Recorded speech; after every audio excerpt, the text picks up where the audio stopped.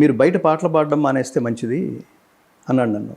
ఓ అనేస్తే నేను అసలు ముందు షాక్ అయ్యాను.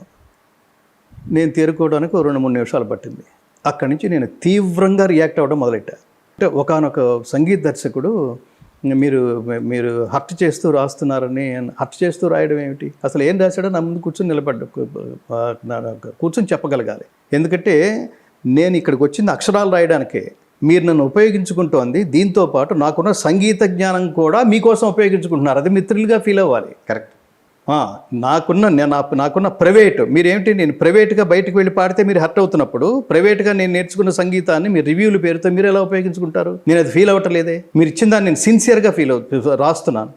రెండవది, మీరు అంటే చెప్పేవాళ్ళు చాలా చెప్తారు కదా. ఇప్పుడు మీరు ప్రొడ్యూసర్ సార్, మీరు నాకు మీ సినిమాలో నాకు పాట ఇస్తే మీ గురించి బాగా రాస్తా, లేకపోతే నేను రాయను.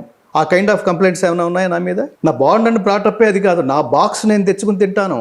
నేను అడుక్కుని పాటల కోసం అడుక్కోవడమో, లేకపోతే మీరు పాటలు ఇవ్వలేదనే దుగ్ధతో నేను అట్లా రాయడమో, that is not my character.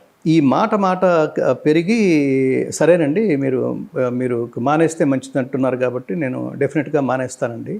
ఇది ఒక ఇన్సిడెంటే తప్ప అది నాకు ఈనాడు అనే వేదిక రామోజీరావు గారి స్థాపించిన మహాత్ముడు, మహానుభావుడు, జాతికి అంటే దిక్సూచి లాంటి వాడు.